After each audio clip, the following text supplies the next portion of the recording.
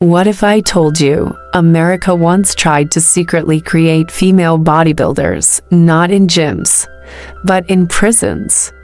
Imagine a hidden government program carried out during the late 1970s. It was designed to transform ordinary inmates into extraordinary physical specimens. And how were these experiments forgotten by history? Join me as I take you back in time to uncover the secrets of America's forgotten prison bodybuilding program for women. It all began in the late 1970s when the United States was grappling with overcrowding in its prisons.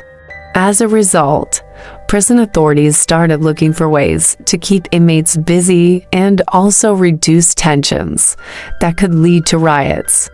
Surprisingly, they found an answer in the world of bodybuilding. At the time, bodybuilding was gaining popularity in the US, and prison officials thought it could be a great way to keep inmates occupied and strengthen their bodies and minds.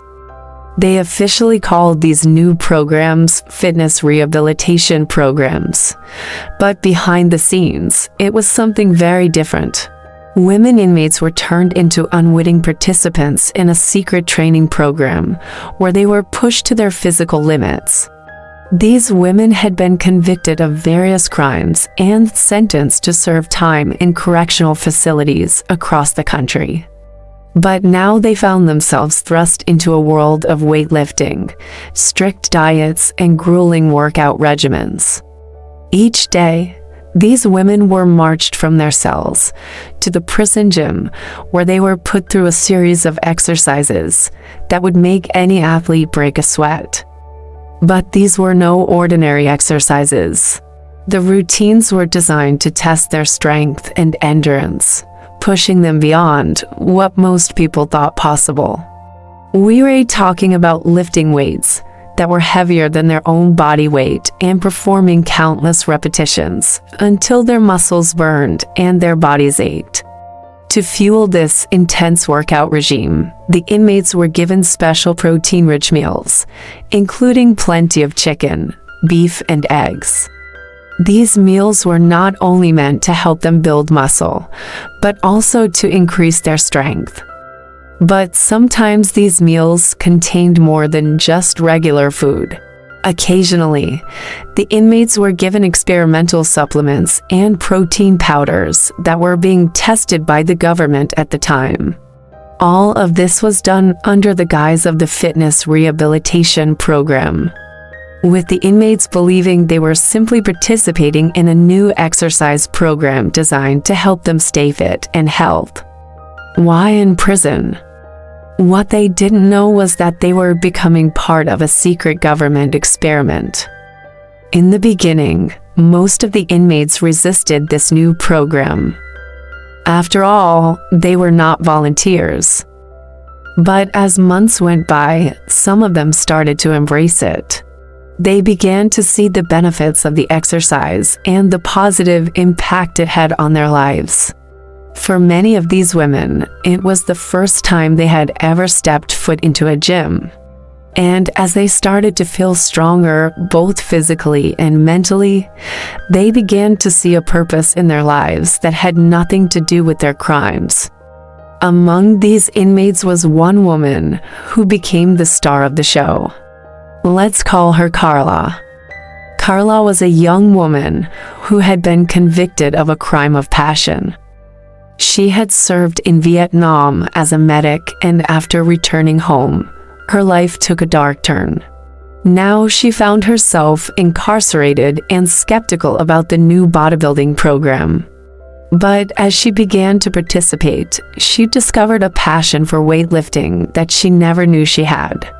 Under the watchful eyes of the prison guards and trainers, Carla and the other inmates followed a strict regimen of weightlifting, cardio, and flexibility exercises.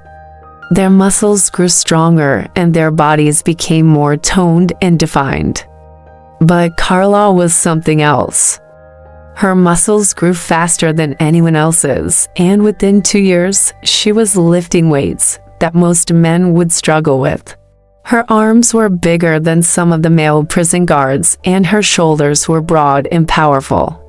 She became the poster child for the prison bodybuilding program, a shining example of what could be achieved through hard work and dedication.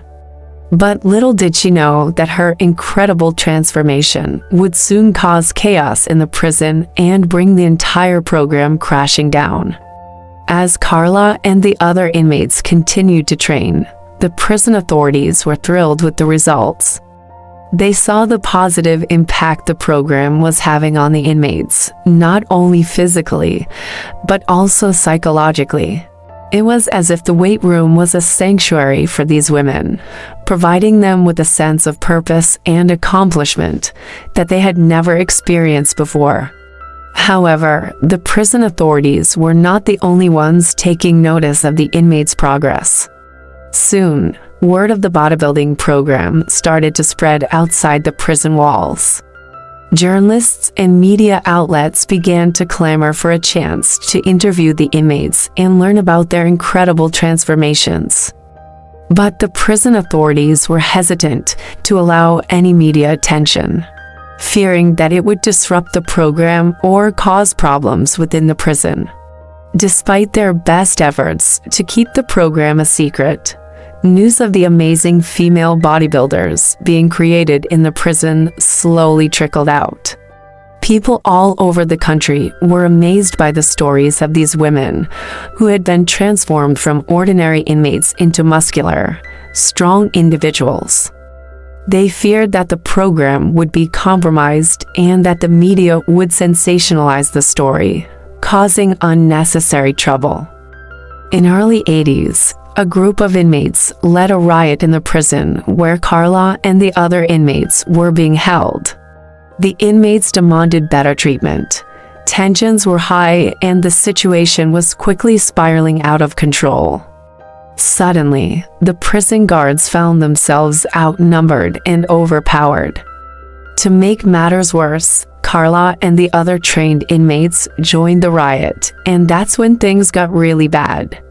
When Carla and the other inmates rose up, they were able to overpower the guards with ease. The guards were shocked and scared. They couldn't believe that these were the same inmates they had been working with just days before. The riot continued for several hours, with inmates seizing control of the prison. The authorities were eventually able to restore order. Several guards were injured and some of the inmates were also hurt. But everyone was shocked by the incredible strength and power that these women had displayed. It was clear that the prison bodybuilding program had created a force to be reckoned with. The authorities were stunned by the riot and the display of strength by the inmates. They realized that the bodybuilding program had created a group of super strong individuals who were capable of incredible feats of strength. The authorities were shocked and scared. They had no idea that the women they were dealing with were anything but ordinary prisoners. They realized that the bodybuilding program had created a group of super strong individuals who were capable of incredible feats of strength. Within weeks, the entire program was shut down and all records of it were buried deep in government archives. Those who tried to investigate or even ask questions were threatened, silenced, or simply ignored. But despite the best efforts of the authorities, rumors of the riot and the incredible strength of the female inmates continued to spread. People began to wonder what had really happened in that prison and what was the true extent of the women's strength. After the prison bodybuilding program was shut down, the prison was eventually rebuilt and is still operational today, but no one ever talks about the dark chapter in its history. In the following years, a few journalists tried to dig up the truth about the riot and the female bodybuilders of Cold Mountain Penitentiary. But every time they got close, they were met with a wall of silence. Some of them received threatening phone calls. All they had to show for their efforts were fragments of documents that hinted at the existence of the program, but never gave them the full story. So here's the question: was it all just a big cover-up? Did the government really create female super soldiers inside prisons and then erase all the evidence? Or was it all just a rumor, a figment of people's imagination? Unfortunately, we may never know the full truth. Unofficially, there are women who still carry the strength they built behind bars. Some call it rehabilitation. Others call it an experiment gone too far. This is the untold truth of America's forgotten prison bodybuilding program, which takes you back in time to discover the harrowing experience of real women who survived living under the terrifying rule of ISIS militants.